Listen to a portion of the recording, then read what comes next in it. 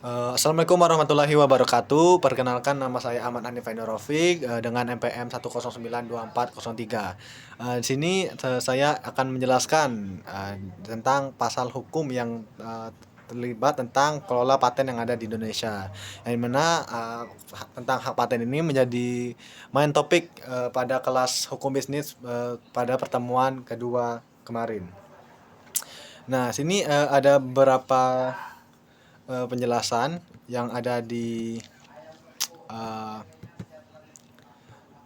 hak paten tentang hak paten yang ada di Indonesia. Nah, sini saya akan menjelaskan sedikit tentang sistem paten yang ada di Indonesia ini. Dengan yang pertama itu uh, untuk definisi, subjek, kategori paten dan dasar hukum. Yang pertama, dasar hukum untuk hak paten yang ada di Indonesia itu terbentuk pada tahun undang-undangnya dibentuk tentang Undang-Undang Nomor 6 tahun 1989.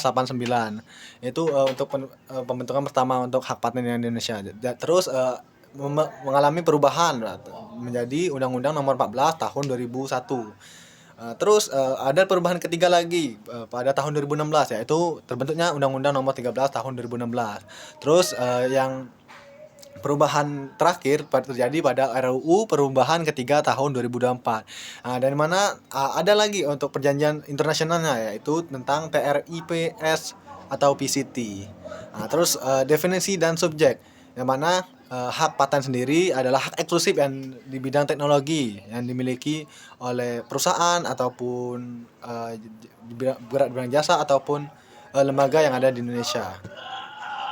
Terus untuk invensi, yaitu bagaimana ide dan pemecahan masalah yang spesifik ketika adanya plagiarisme tentang hak paten yang Indonesia. Terus untuk inventor, yaitu penemu dan individu kelompok, di mana di hak paten ini menjelaskan kalau pihak yang pertama kali mendaftar ke lembaga yang mengatur tentang hak paten Indonesia ini merupakan pihak utama ataupun pihak pertama yang memiliki legalitas penuh terhadap perusahaan ataupun eh, apa ya, copyright yang dia miliki lah, intinya segitu.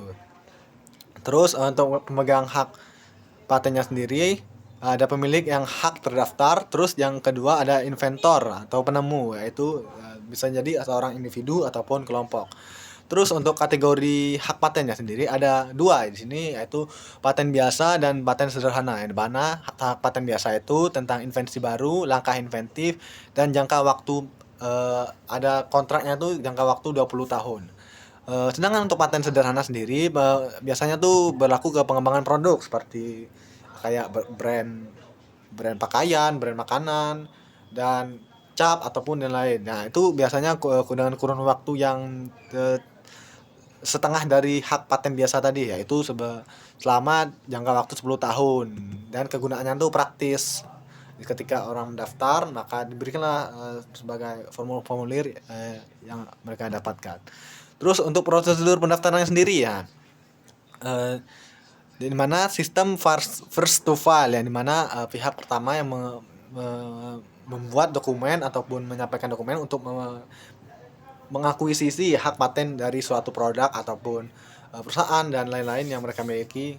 Mereka pihak pertama yang memegang hak paten tersebut. Terus permohonan ke DJKI, yaitu sebuah lembaga yang mengatur, nanti akan dijelaskan ke penjelasan berikutnya. Terus ada pemeriksaan administratif yang jelas kalau kita ingin menjalankan hak paten. Terus ada pengumuman, biasanya itu keluar ketika selama 18 bulan atau 3 bulan ketika kita sudah melakukan pendaftaran. Terus ada pemeriksaan substansif, yang dimana biasanya pihak DJKI ini melakukan pemeriksaan ulang terhadap legalitas yang dimilikinya. Terus baru keluarlah sertifikasi dan penolakan.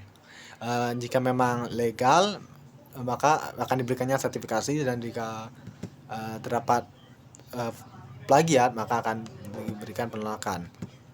Untuk lisensi dan pengalihannya sendiri, lisensi sukarela atau perjanjian.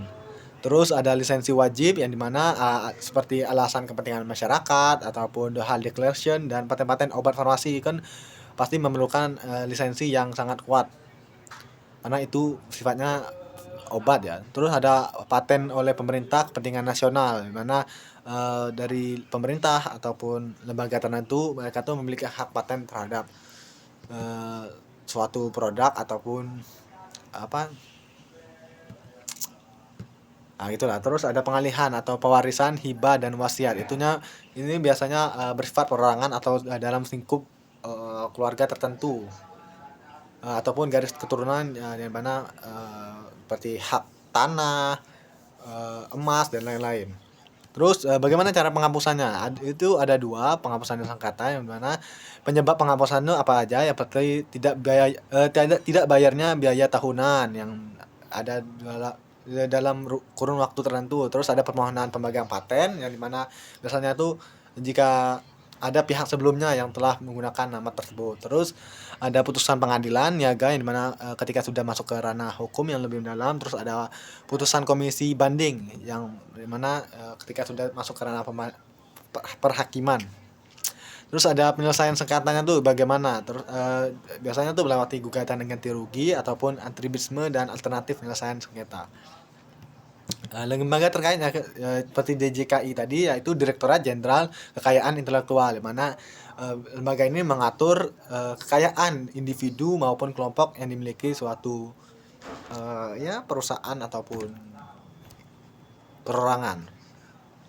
Terus ada Kemenkumham RI, di mana terus juga ada Komisi Banding Paten.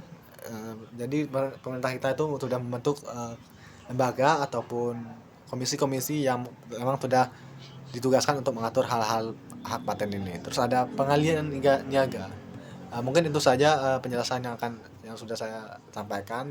Terima kasih. Wassalamualaikum warahmatullahi wabarakatuh.